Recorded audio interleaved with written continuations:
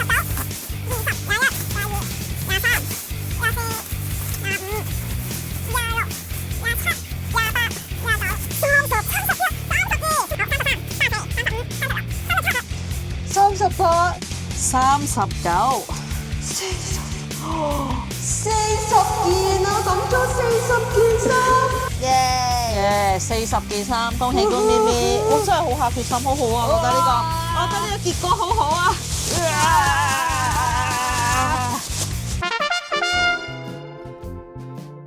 我哋咧嚟到 Step 2啦。Step 2咧就係咧將呢啲衫咧分類。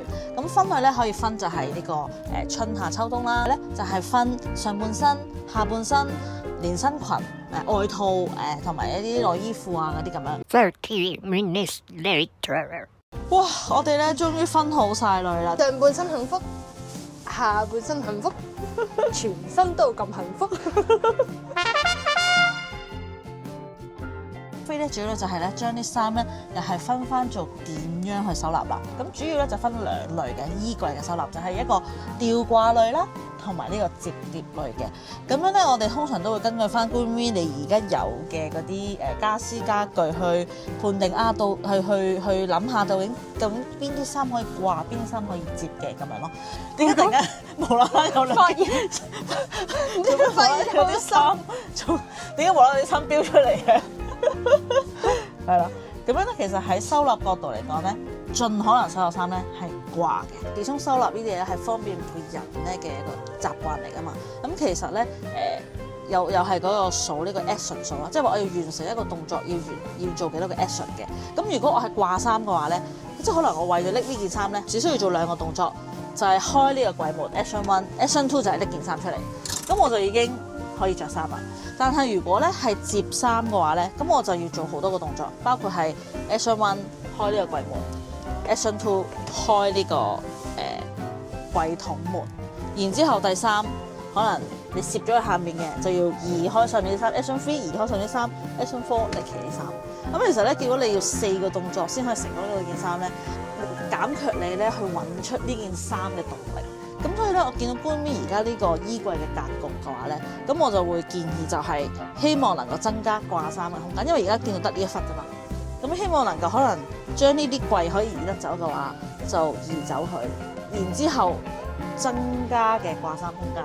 可以啊，不過我覺得咧呢啲淺櫃桶係好用啲，呢啲深櫃桶咧佢咧因為要搭上下兩層，下邊嗰啲好難抄啊嘛。咁我覺得如果係咁，不如就唔要呢個大櫃桶，就保留呢啲細嘅，就係大排矮啲。Good Mimi衣櫃大改造就係唔要呢啲大櫃，將呢啲細櫃搬過去，咁就可以增加佢嘅掛衫空間啦。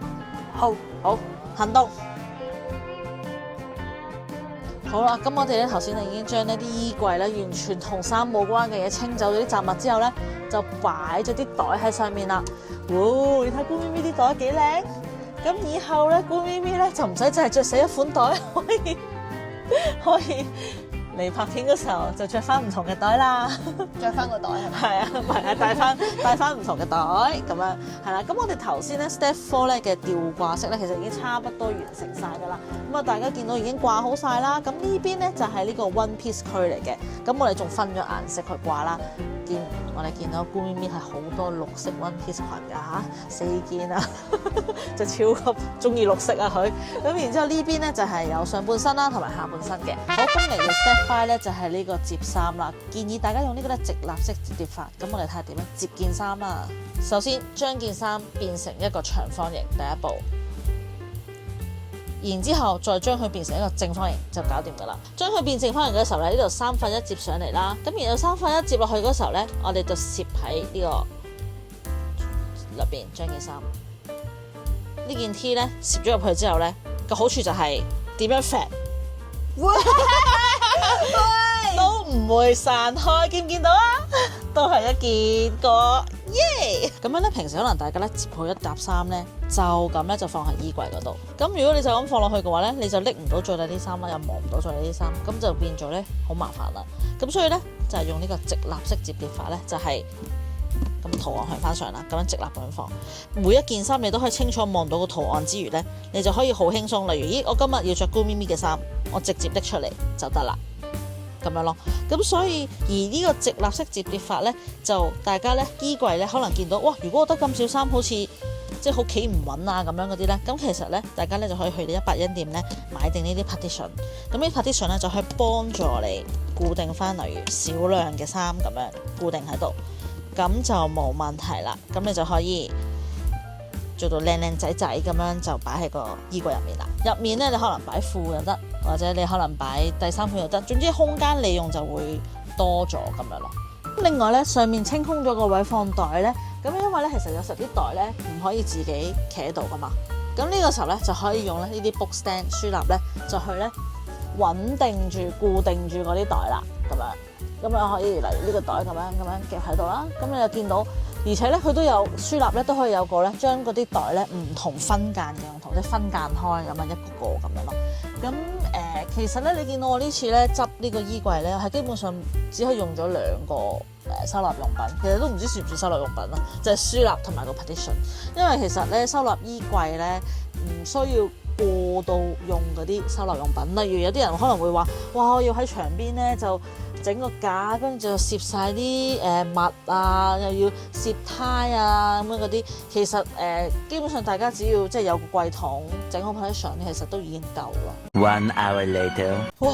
經過我哋6個鐘頭嘅奮鬥，終於將 Good Mimi 嘅衣櫃睇下，噔噔，勁靚啊！終於係一個少女有嘅衣櫃啦！即刻回春10年。冇錯，將成個衣櫃咧就分翻咧係根據 Good Mimi 嘅衫同埋習慣咧係排好晒嘅。咁啊上面就係佢用嘅手袋啦，咁啊全部直立式方面去拎啦。然之後裙啊、衫啊、褲啊掛得嘅就掛咗啦，都有啲衫咧係摺咗喺度，喺個擺喺衫架入面啦。覺得平時啲衫摺起晒咧就好難揀衫嘅，我而家真係一目了然，真係知道自己要揀咩衫。淨係揀衫其實慳翻好多時間。係啊，冇錯，因為你唔使逐件摷起啊嘛，摷到亂晒之後又唔想塞翻落去咁樣咯。Good Mimi呢個衣櫃以後點樣維持咧？其實簡單嚟講有2個秘訣嘅。第一個秘訣咧就係定位，佢原本擺喺呢個位咧，洗完衫之後咧係擺翻同一個位。第二個竅訣就係咧，真係一出一入，就係以後 Good Mimi 心諗定位我冇問題啊，一出一入。定位好簡單啫嘛，一出一入咧就係咧。真係當你要去買一件衫嘅時候，呢個衣櫃就一定要減少一件衫。咦？咁我減咗40件，係咪即係可以入40件咧？調翻轉嚟諗，我哋逆向思維。你要捉咗蟲添。執完之後咧，你自己都中意呢個狀態嘅話，你就會好想維持咯。咁所以我而家暫時覺得我係會好想維持嘅，同埋我覺得執一次實在太辛苦。頭先我係哇鼻水係流到不得了，係滴落地下嘅程度，因為太多塵啦。係啊，咁所以我覺得太痛苦，我唔想再經歷呢個痛苦。咁所以我覺得只要每日可能花多幾秒鐘去做好維持呢個習慣嘅話咧，就唔使經歷呢個痛苦嘅話，我覺得係值咯。係，咁我哋就回顧翻啦。今日其實咧總共做咗7個步驟，係咧去完成顧咪咪衣櫃嘅整理收納嘅。咁第一個步驟咧就係呢個斷捨離啦，抌咗40件衫俾顧咪咪啦。咁第二個步驟咧就係將啲衫分類啦。咁第三步咧就係咧決定啲衫咧掛定係摺啦。不過我哋咧係會以可以掛到就掛為優先嘅原則嘅。咁第4步咧就係我哋將啲衫掛上去啦。第5步咧就係將啲衫摺入去櫃桶啦。第6步咧就係咧我哋咧會善用嗰啲唔同嘅收納用品，咁樣令到咧嗰個收納更加容易嘅，咁樣更加容易分配空間嘅咁樣咯。而最後第7步就係完成衣櫃之後點樣可以維持住啦。希望今條片咧就會幫到大家睇下點樣可以執到自己嘅衣櫃啦咁樣。咁以後咧我都係唔會無啦啦突擊顧咪咪嘅屋企噶啦，我驚要幫佢執埋其他屋企嘅。你唔使傷心到流鼻涕。證明我哋唔係請出去，我哋係真係自己收納。好啦，咁今日條片咧就嚟到呢度啦。如果你哋都中意呢條片嘅話，歡迎你個頭埋手指讚好，你要留言做 win 聽講。咁我哋下條片再見啦，拜拜。咪咪啊，呢個你都留啊？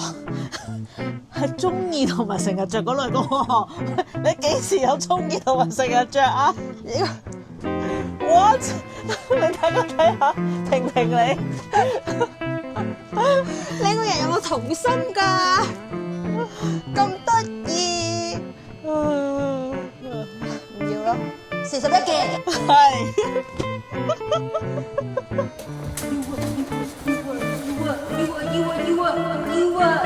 顧咪咪而家進入咗瘋癲嘅狀態。